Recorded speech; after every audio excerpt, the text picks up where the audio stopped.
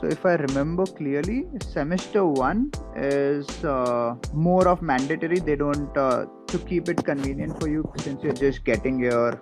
They keep one or two electives in semester one, and so we had one elective in semester one and four were mandatory subjects.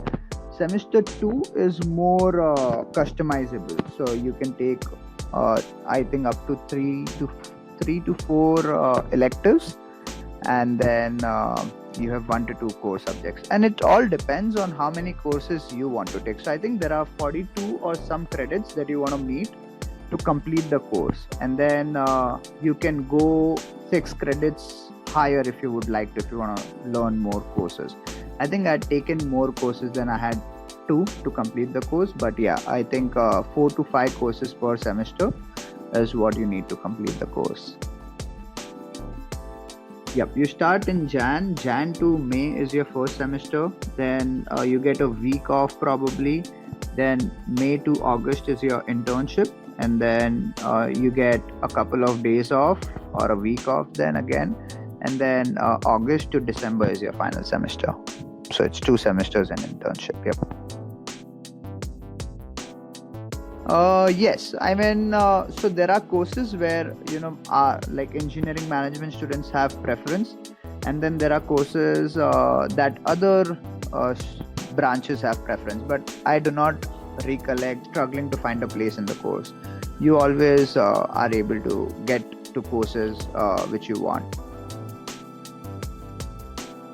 So we have product managers, we have management consultants, we have people going into consulting. We have, since it's a very diverse course, right, Suraj, like, and people come in from diverse work experience. So there were a couple of people who started their own company after the course. I know one of our alumni who was doing the course with myself also featured in Forbes top 30 entrepreneurs under 30, so like below age of 30, top 30 entrepreneurs. So he featured in that magazine. So he started his own company. A couple of my classmates joined him.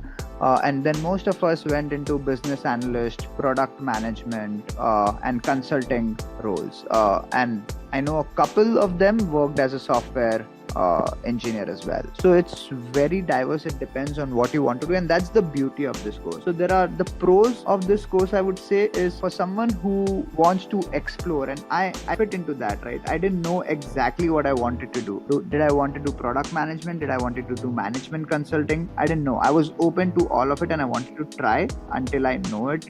So for someone like me who wants to just explore and is not sure what he wants to do in terms of management roles, this is a perfect course because it gives you options to try. You can go into business analysis, you can go into consulting, you can go into product development, or you can go into technology if you want to go back into software development. Whereas most of the people who do MISM end up doing software development. And the downside of this is if you know you want to specialize into something, like if you know that you want to do core management consulting or product management, then MBA is also an option. Or if you want to do core software development or technology related career path, then MISM is a better option because it's a core competency that you're building.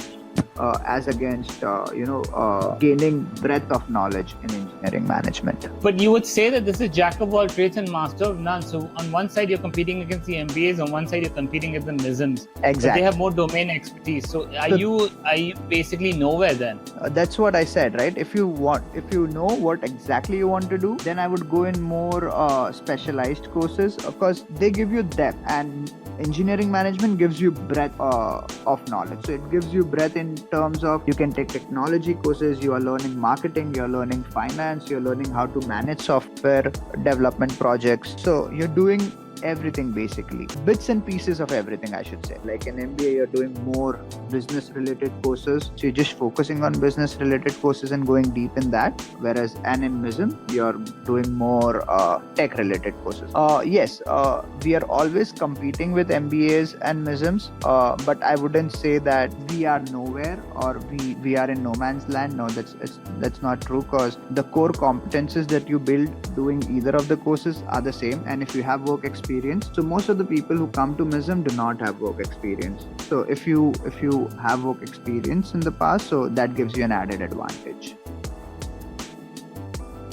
There's no secrets to that. It's just studying. Like, it's very easy to get a good GPA in masters or in US universities, because there is very structured coursework and assignments that you want to do. The professors want you to do good, so it's very easy to have a good GPA. The downside of it is it's all very new. You have to put in a lot of effort upfront initially, because the assignments over here are very different than what we have in India. So yes, but it is not at all difficult to maintain or to get a good GPA. It's just hard work, and there's no substitute for that. Yeah.